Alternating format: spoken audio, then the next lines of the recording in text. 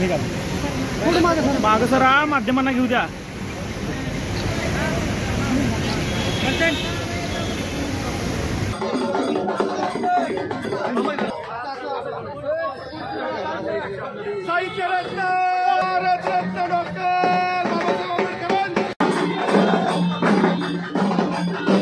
सातारा जिल्ह्यामध्ये खऱ्या अर्थानं खूप मोठी युनिटी आज दिसते आणि बहुजन संवाद यात्रेच्या निमित्तानं मी आज इथे यायला मला कमीत कमी 1.5 ते 2 तास लेट झालं. त्याचं कारणही प्रत्येक चौकात हे सगळे युवक थांबलेले आहेत आणि अत्यंत सन्मानानं या ठिकाणी स्वागत करत आहे. त्यामुळे साताऱ्यातली ही युवकांची ताकद, समाजाची ताकद, खास करून अनुसूचित जाती घटकातील ताकद या ठिकाणी दिसते आणि यामुळे मी प्रचंड आनंदी आहे आणि प्रभावित झालो आहे. साहेब, शेवटचा प्रश्न, मालवणमध्ये जी घटना घडलेली आहे, या घटनेनंतर एकंदरीत महाविकास आघाडी किंवा इतर पक्षसुद्धा आक्रमक झाले आहेत, ठिकठिकाणी जोडमारो आंदोलन सुरू आहे. आपण आता या युतीचे घटक पक्ष म्हणून आज युतीचे एक मेंबर आहात, नेमकं आता हे जे काय महायुती आघाडीकडून जे चालले त्याच्याकडे कशा दृष्टीने बघता? तर मालवणमधली घटना ही खरोखर दुर्दैवी होती आणि ती वादळामुळे घडली, सगळ्यांना माहिती आहे. पण त्याचं अत्यंत वाईट राजकारण करून लोकांमध्ये उद्वेना व्यक्त करणं आणि त्या आणखी लोकांना त्याविषयी सारखं जागृत करणं हे अत्यंत घाणेरडं काम हे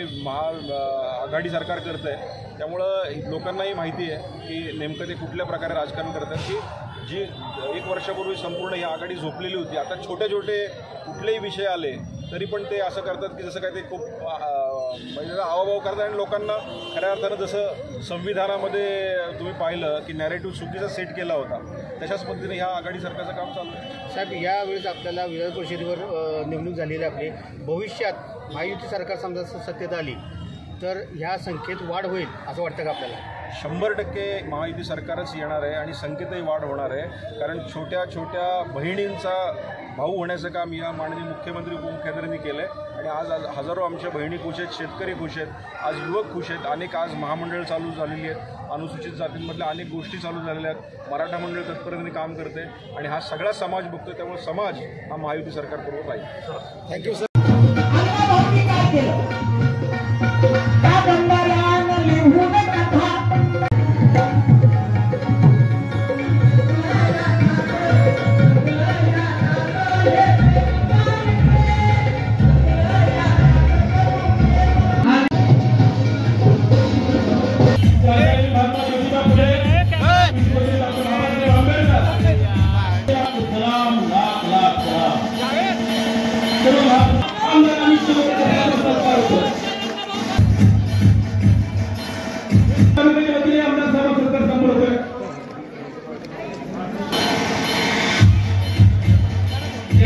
परंतु अजूनही आमचं काम राहिलेलं आहे आणि आम्हाला अपेक्षा आहे आपण विधान परिषदेमध्ये आहात, आपण समाजाचे प्रतिनिधी म्हणून आहात. या विधानसभेमध्ये अनेक आमदार आहेत, परंतु त्यांचं सगळ्यात म्हणायचं आहे ते स्पष्ट बोलत नाहीत. मात्र समाजाच्या प्रश्नावरती बोलताना ते आमदार दिसत नाहीत.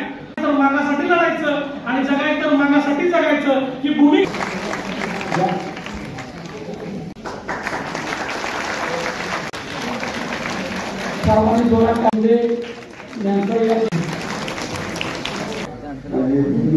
संदीप भाऊ शिंदे, आमच्या जिल्हा परिषदेच्या माजी सदस्य मधुताई कांबळे, आमच्या सगळ्यांचे मार्गदर्शक, रिपब्लिकन पार्टी ऑफ इंडियामध्ये आज चळवळीमध्ये काम करणारे अण्णा वैदंडे, विठ्ठलजी अवघडे, आमचे बोगाटे सर, सर्वच व्यासपीठावरील नाव घेण्यासारखे मान्यवर बंधू आणि भगिनी, खऱ्या अर्थानं एखाद्या व्यक्तीनं समाजाच्या प्रति प्रेम ठेवल्यानंतर, पक्षाच्या प्रति निष्ठा ठेवल्यानंतर त्याला काय मिळू शकतं याचं उदाहरण म्हणजे आमदार अमितजी गोडखे लक्षात काम आज अमितजी करतात.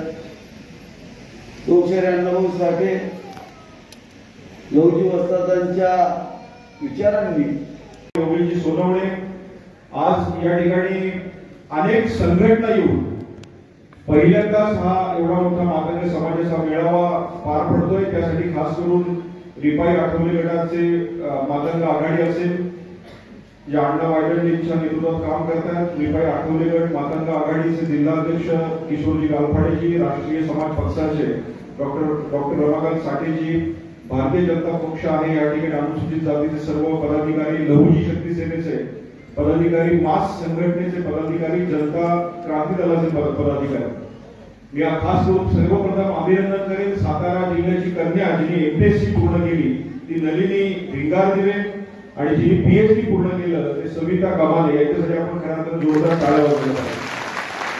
आज मला अत्यंत आनंद होतोय, आज या ठिकाणी उपस्थित असलेले महेशजी शिंदे साहेब आणि आमचे सर्व भाजपचे पदाधिकारी, मला भारतीय जनता पार्टी आणि महायुती सरकारनं ही विधान परिषद दिल्यानंतर शिंदे साहेब मी 3 तारखेपासून गेले 18 दिवस मी घराच्या बाहेर आहे. विदर्भातनं दौरा आटपून या ठिकाणी मी साताऱ्यामध्ये आलोय आणि सर्व स्तरावर याच पद्धतीने माझा समाज, अनुसूचित जातीचा समाज मोठाले मेळावे घेऊन या ठिकाणी अभिनंदन करतोय.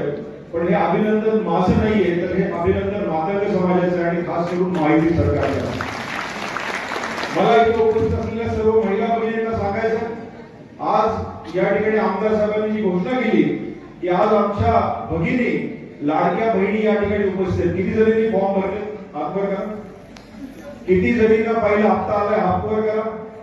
जोरदार टाळ्या वाजवा आपल्या महायुती सरकारसाठी, मुख्यमंत्री आणि उपमुख्यमंत्र्यांसाठी.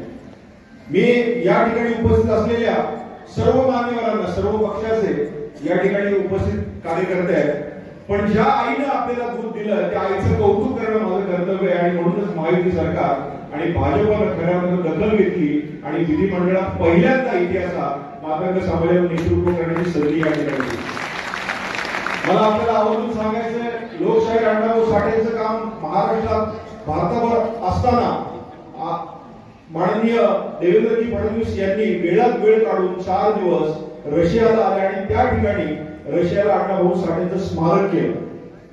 त्यानंतर सगळ्यांना कल्पना आहे, अण्णाभाऊ साठे महामंडळ हे 7 वर्ष बंद होतं. काँग्रेसच्या काळात त्या महामंडळामध्ये मोठा घोळ झाला. 300 कोटीचं महामंडळ 7 वर्ष बंद राहिलं. 2100 कोटीचं नुकसान आपल्या समाजाला भोगावं लागलं. त्यानंतर महायुती सरकारमध्ये हे महामंडळ चालू झालं. काही दिवस मी त्या महामंडळाचा अध्यक्ष होतो आणि येणाऱ्या काळामध्ये 1 लाखाची योजना, 7 लाखाची योजना आणि लवकरच आपण 15 लाखाच्या घोषणा या ठिकाणी आपण करणार आहोत. 1 तारखेला माननीय मुख्यमंत्री, माननीय उपमुख्यमंत्री यांनी एक अत्यंत ऐतिहासिक घोषणा आमदार साहेब केली. आज घोरपडे साहेब, मातंग समाज सर्वत्र पसरलेला असताना, एज्युकेशन मध्ये पुढे गेलेला असताना आमच्या समाजाला खर्च होते की एकही IAS ऑफिसर आमच्या समाजामध्ये नाही.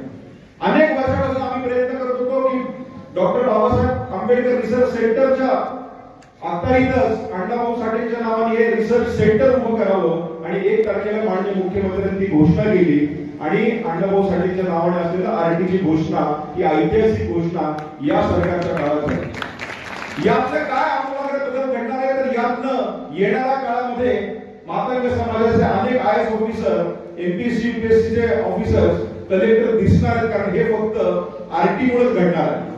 आज कार्यकर्ते मला अनेकांनी सांगितलं की काही काँग्रेसची मंडळी पण आहेत, आपली आहेत म्हणून या ठिकाणी आले. मी कुठल्याही पक्षावर टीका करायला इथे आलो नाही, पण मी वेळोवेळी सांगतोय की आज भारतीय जनता पार्टीने आणि महायुती सरकारने जी ताकद दिली ती काँग्रेसनी दाखवली पाहिजे आणि आमच्या समाजातला त्या ठिकाणी आपण काँग्रेसच्या माध्यमातून विधिमंडळात प्रवेश दिला पाहिजे.